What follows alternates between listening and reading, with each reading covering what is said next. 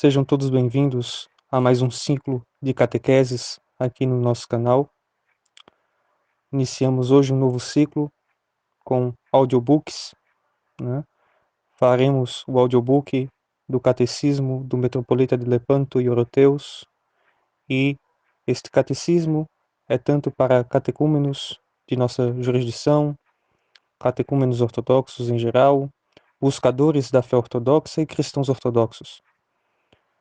Então, aqueles que desejam acompanhar este ciclo de catequeses, convido para que se inscrevam no canal, ativem o sino de notificações e estejam também assistindo os outros vídeos e as outras catequeses que já estão publicadas aqui no canal. Então, iniciemos esta catequese com este primeiro audiobook. Em nome do Pai, do Filho e do Espírito Santo. Amém. Os que se batizam se convertem em membros da Igreja e se chamam discípulos de Cristo, cristãos. Nós, na ortodoxia, adicionamos o adjetivo ortodoxo para indicar a fé verdadeira e correta, porque também existem cristãos que têm percepções equivocadas sobre Deus, sobre o homem e sobre sua cura e salvação. Por isso foi necessário falar de cristãos ortodoxos. Os membros da Igreja se chamam cristãos porque seguem a Cristo em suas vidas, cumprindo sua vontade e unindo-se a Ele por meio dos mistérios, particularmente pelo mistério da Divina Eucaristia. A palavra Christos, Cristo, vem do verbo Kyrio, ungido, de ungir, e exprime o que está crismado, ou seja, aquele que foi crismado por Deus e se identifica com o Messias do Antigo Testamento. Assim, a palavra Cristo declara que a natureza humana foi tomada pela segunda pessoa da Santíssima Trindade e foi crismada por sua divindade. Isto significa que Cristo é o Deus homem, o Theanthropos. Então, com o nome de Cristo, manifestamos que Deus se fez homem, sem perder sua divindade, para curar e salvar os homens.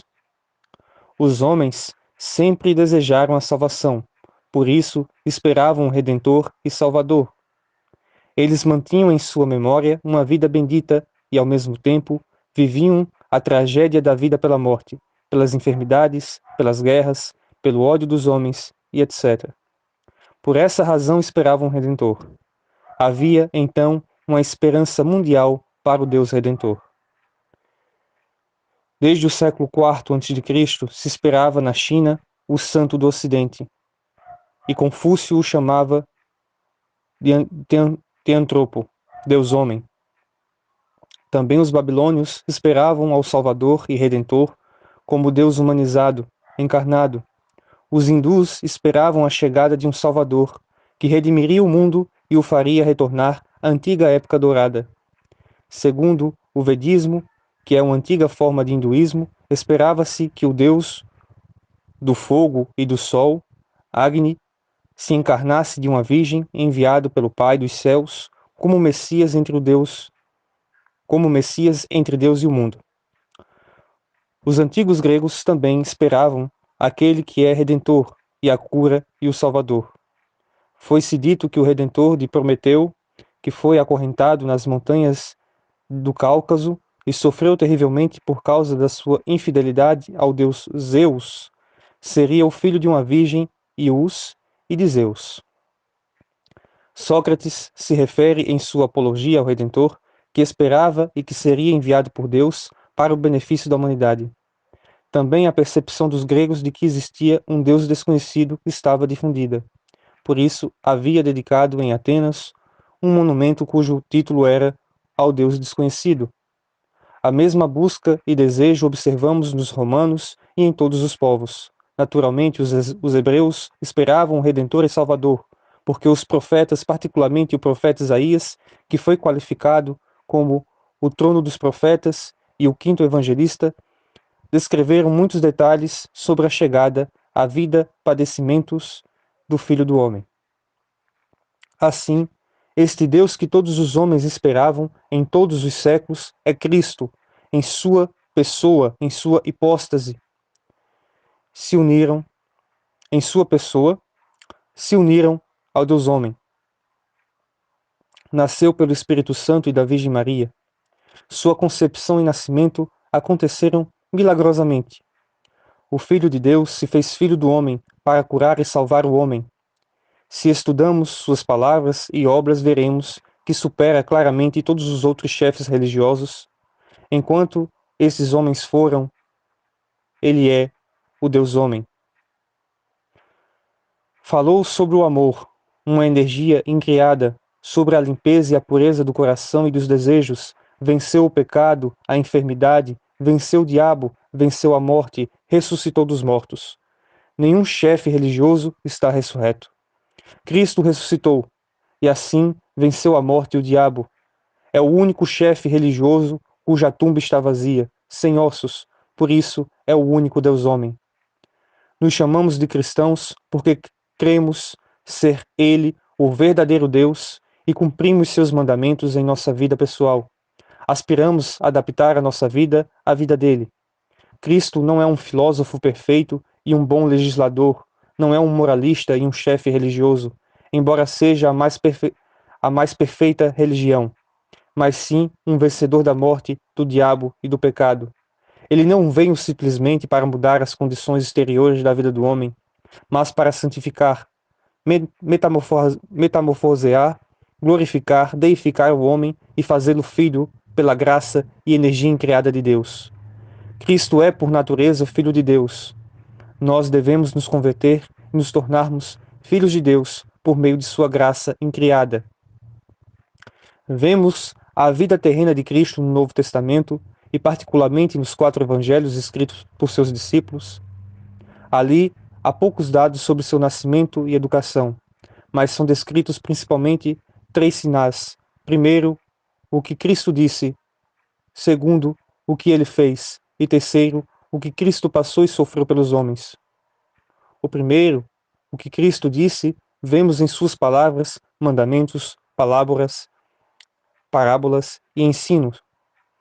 O que Cristo fez, vemos nos milagres que realizou por caridade e amor aos homens, como também para destacar ensinos altíssimos, ou seja, curou o cego de nascença e também curou sua alma, para revelar ser ele verdadeiramente a luz do mundo.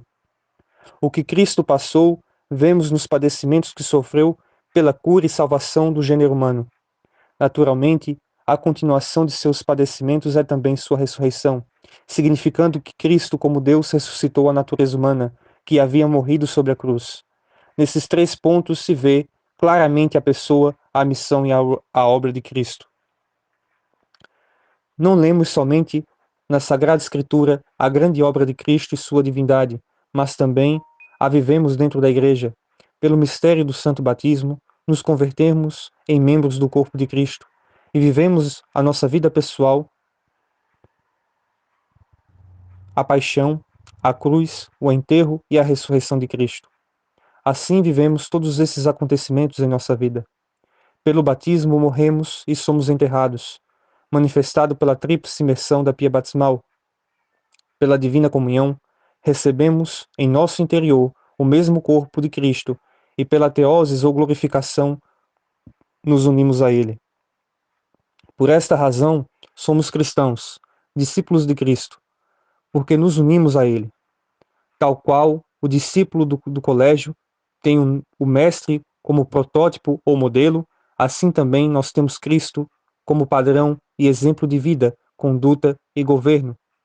Tal qual o pintor leva em conta um ideal que quer representar, assim também nós temos Cristo como modelo de nossa vida e queremos transformar nossa vida na vida de Cristo. São João Crisóstomo, o Boca de Ouro, disse: dentro da igreja, Cristo se chama o caminho, porque por ele subimos ao Pai. Pedra angular, porque ele a tudo sustenta. Raiz, porque graças a ele florescemos. Pastor, porque ele nos alimenta. Cordeiro, porque ele se sacrificou por nós, nos curou e nos salvou. Vida, porque enquanto estávamos mortos pelo pecado, ele nos deu vida. Luz, porque nos libertou da escuridão. Vestimenta, porque pelo batismo nos revestimos dele, enquanto estávamos nus. Banquete, porque nos alimentamos dele pelos santos mistérios. Casa, porque vivemos dentro dele. E inquilinos, porque somos templo dele. Todos esses nomes que foram dados, em sua maioria, por ele mesmo, revelado a nós no seu ensino, manifestam qual é a obra de Cristo, qual é a causa e o propósito por ter se feito Filho do homem e também qual a nossa relação com ele.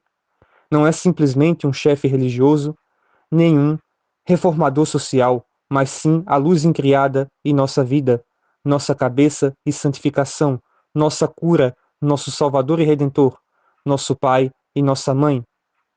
Essa relação com Cristo também é pragmática, real, orgânica e não é abstrata, intelectual ou mediativa. Ao chamarmos-nos de cristãos, indicamos que esta relação orgânica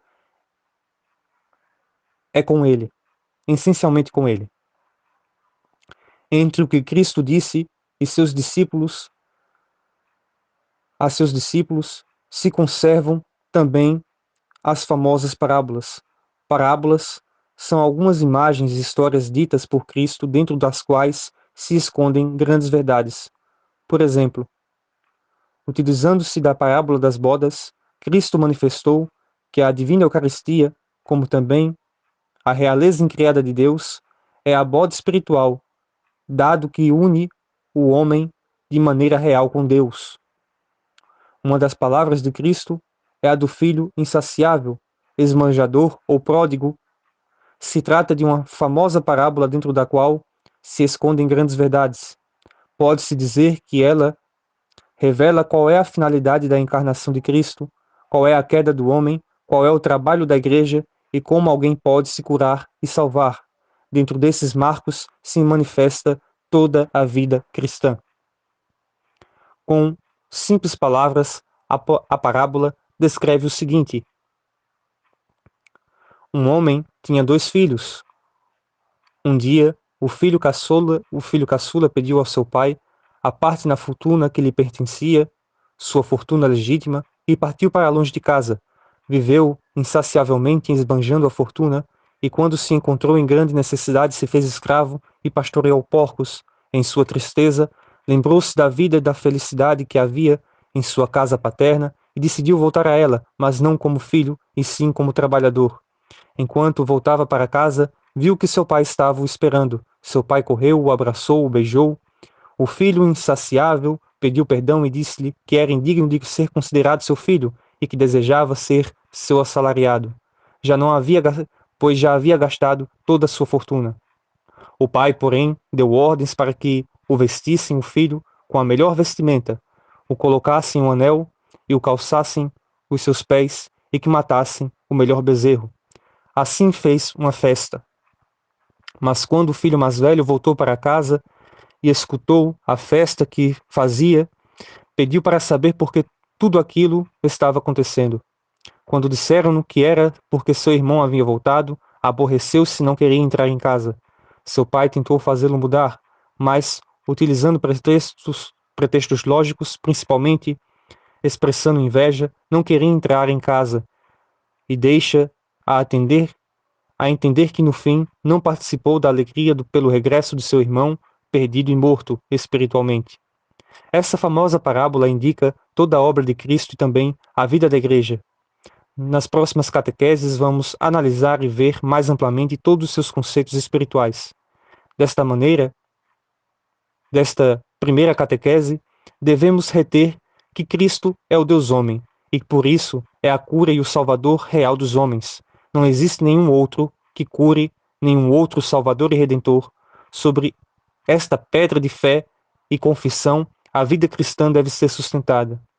Nós vimos que dentro da igreja nos chamamos e somos cristãos, porque somos estritamente vinculados e unidos a Cristo, nos alimentamos do seu corpo e do seu sangue e vivemos em nossa vida pessoal todos os acontecimentos de sua vida.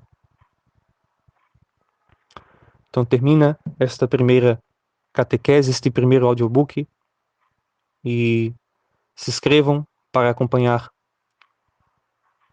os vídeos do canal e as próximas catequeses. Todas as quarta-feiras teremos uma catequese específica aqui para os catecúmenos e fiéis ortodoxos, bem como para os buscadores da ortodoxia. Que o Senhor nos abençoe e nos proteja em nome do Pai, do Filho e do Espírito Santo. Amém.